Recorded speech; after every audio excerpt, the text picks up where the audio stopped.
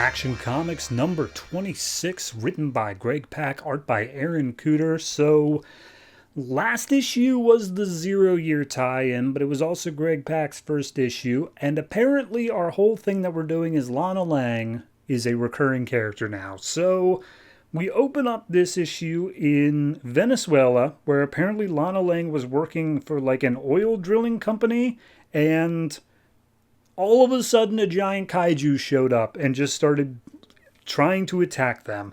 So we see it like blowing up parts of the rig. It's attacking these people. Lana gets herself a machine gun and starts firing at it. And immediately she's just like, okay, I might be a little bit out of my depth here. But as I'm staring down death, I look up into the sky and I see my high school prom date. And we see Superman has arrived and gets the kaiju monster out of the area and just like throws it several miles away. And Superman's like, all right, well, I'm just going to put him over there. I'll deal with him in a second. But real quick, is Lana Lang in the area? I can like smell her. She's around here. And he looks down and Lana whispers, hey, Clark. And he's just like, oh, hey, it's so great to see him. And then she whispers, duck. And he's like, what do you mean? And then all of a sudden the monster has managed to make its way back again, ends up biting Superman and like shaking him around like a dog. And Superman's like, this is a little bit embarrassing. I'm just being tossed around in front of my old ex-girlfriend. That's great. So anyway, Superman, he sees the monster is, still causing chaos. He goes over and grabs a truck in the area and is going to try to throw it at the monster to like stop it. Immediately Lana's just like, hey, that's my truck, man. And he's just like, oh, geez, I really don't have time to spare on this one. So as the monster's charging, he throws the truck. Monster dodges out of the way, and he's just like, great, I ruined Lana's truck for literally no reason.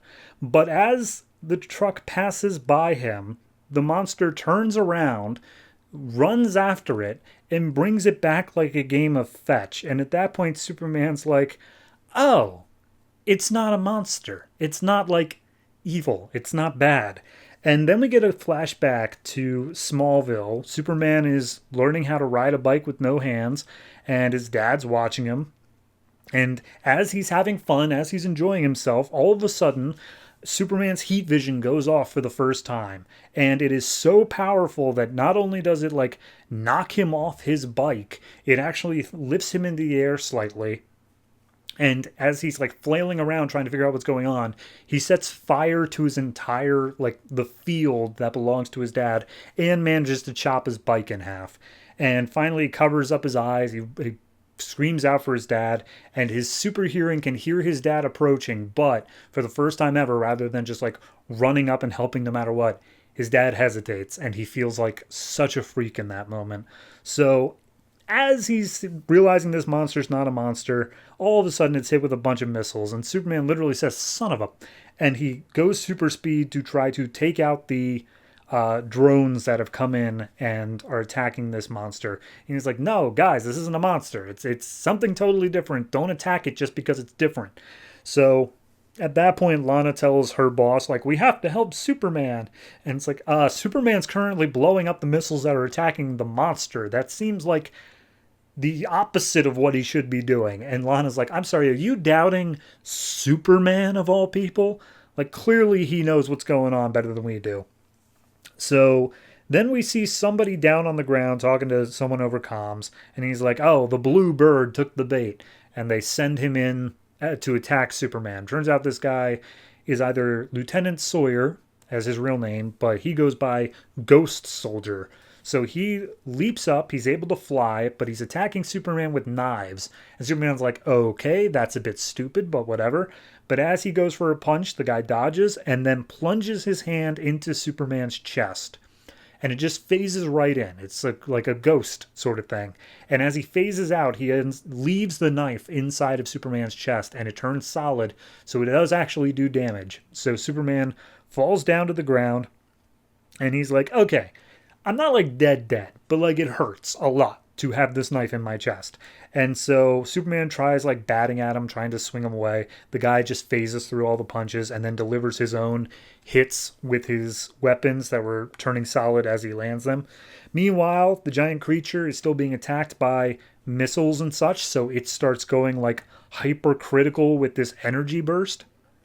And he's immediately reminded back to the cornfield, back to his heat vision. He's like, no, people are getting hurt. You have to stop this. And he tries heat visioning the guy away. It phases through him, but it does push him back slightly. And Superman's like, all right, that's all I need. So he uses more of his heat vision, which pushes the guy back. And then he uses his freeze breath to slow him down enough that Superman is able to escape. He gets the people out of the way.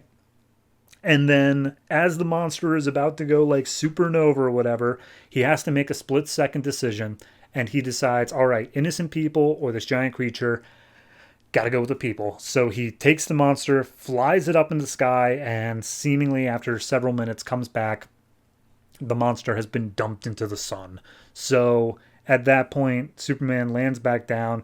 Ghost Soldier's like, where's the monster? And Superman takes the knife out of his chest, throws it down in front of the guy, and just flies away. There also was this one bit where, as he came back down, he felt like he was a bit of a freak in that moment. He wanted Lana to say Clark, but instead she said Superman because she just sees him as like that godlike entity. So 6 hours pass. Lana has gone back with her drilling team. They're looking underground to see if they can find anything relating to this creature. More so because she just wants an excuse to call up Clark and say, hey, you might want to check this out, and also I'm sorry. And she does end up finding this huge underground temple looking thing. So she's like, all right, I guess I can call up Clark.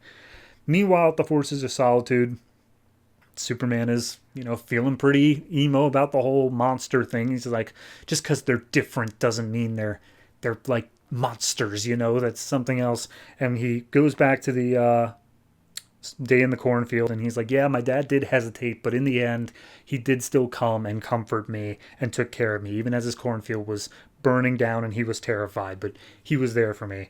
And we see Clark walking into this area of the fortress where it turns out he didn't kill the monster, he didn't kill the creature, he left it in a giant glass container and he gives it some food, and he's like, yeah, you go ahead, eat up, I'm sure you're hungry after that day, I'll go ahead and I'll see if I can figure out like what to do with you, what I can go on. And as the monster eats, it falls asleep. And when it falls asleep, it turns into a tiny little boy. And Superman's like, oh my God, you really are just that innocent. What am I going to do with you? So yeah, Superman's taking care of a boy that can turn into a kaiju. I'm down with it. I gotta say, I didn't expect, obviously it's a new writer, Greg Pak on this, whereas before I think it was Scott Lobdell for an extended time. Don't miss that. But I didn't expect this to turn into a Lana co-starring book. That is interesting to me. And I do like the idea. I like the sentiment of Superman wrestling with the alien side. Superman wrestling with the fact that he is different.